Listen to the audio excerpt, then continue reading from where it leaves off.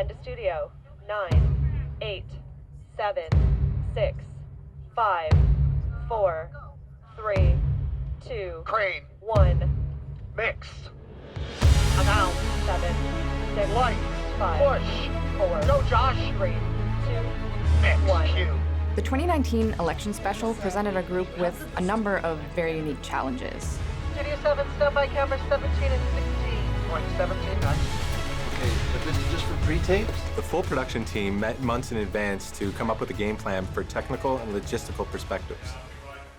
The original plan was kind of based off of the 2015 election, so there was a lot of documentation and a plan, like a structure that was already laid out. Production has an idea of what they want the show to look like, and this is when we start to piece it all together.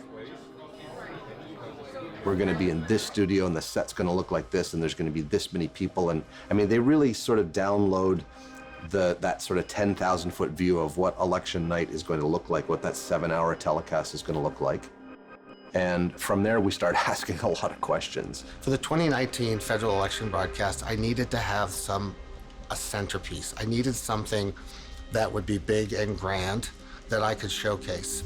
When Alan mentioned he wanted to hang this thing from the ceiling, everybody's first reaction was like, you want to do what? You're going to hang 4,000 pounds of steel lights and monitors and just dangle it over Lisa, Lloyd, Craig, Evan, and all their guests? I met with the lighting department here at CTV and discussed with them what my ideas were and how we were going to implement it.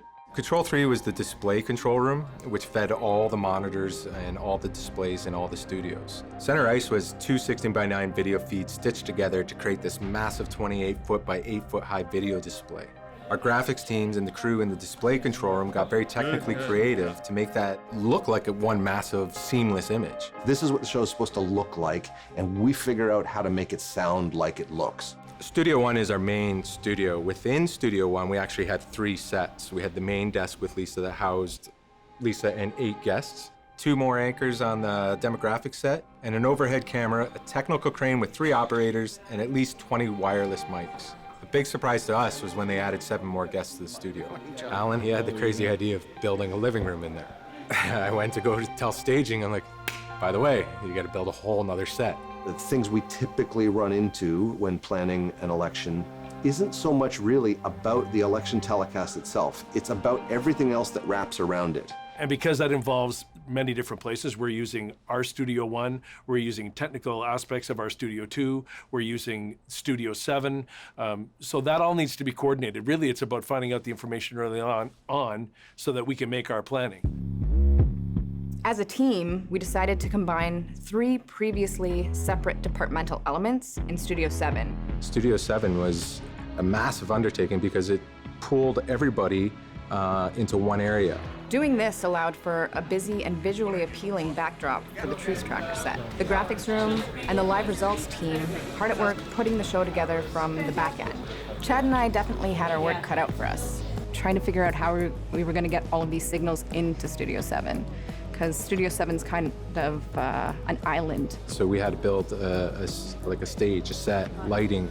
You had to get connection from one of the hardest parts in the building, which was a lot of fiber runs, and then you had to get the telephone lines in, the network lines in.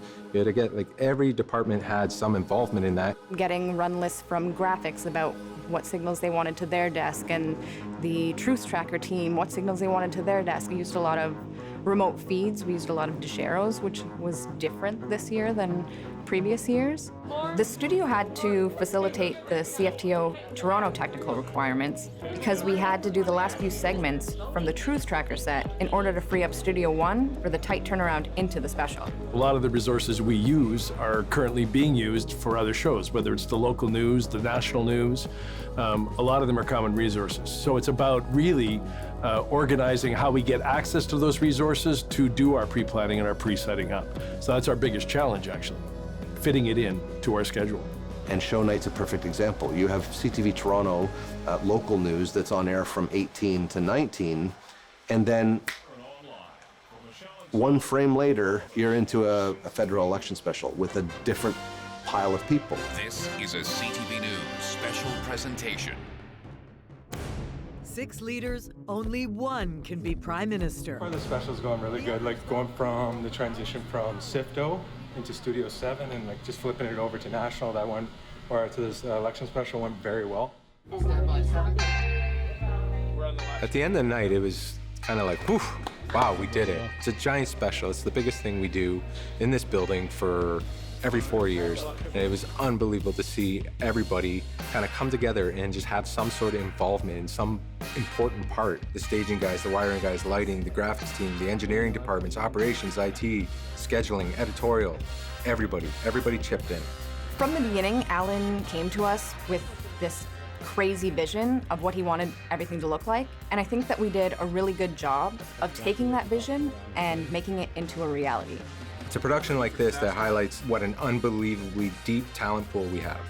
Aces, man, I got a clipboard. We could walk away being proud, but what I admire most is we never say that was good enough. Sit. No.